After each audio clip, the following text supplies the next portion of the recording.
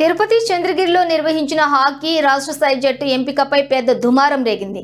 సెలక్షన్లో సిఫార్సులకు ప్రాధాన్యత ఇచ్చి ప్రతిభ ఉన్న కొంతమంది ప్లేయర్లను పక్కకు నెట్టేశారన్న ఆరోపణలు వెల్లువెత్తాయి. అర్హత సాధించిన వారికి అవకాశం ఇవ్వకపోవడంతో హాకీ క్రీడాకారులు తీవ్ర ఆగ్రహంతో రోడ్డుపై బైఠాయిస్తూ నిరసన తెలిపారు.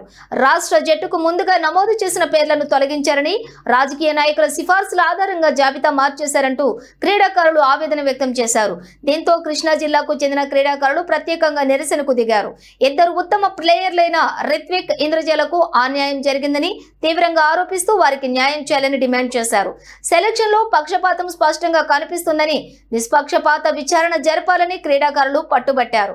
ఎంపిక ప్రక్రియలో పారదర్శకత లేకుండా సంఘం సూచనలను కూడా పాటించుకోలేదని క్రీడాకారులు అంటున్నారు. ఇక తమ నిరసన కొనసాగితే భవిష్యత్తు దెబ్బతింటుందని నిర్వాహకులే బెదిరించారన్న ఆరోపణలు మరింత కలకలం రేపాయి. సెలక్షన్ కమిటీ, ఆర్గనైజింగ్ సిబ్బందిపై తక్షణ చర్యలు తీసుకోవాలని క్రీడాకారులు డిమాండ్ చేశారు. ప్రతిభ ఆధారంగానే ఎంపికలు జరగాలే గాని సిఫారసులు, రాజకీయ ఒత్తిళ్లకు చోటుండకూడదని క్రీడాకారులు స్పష్టం చేశారు.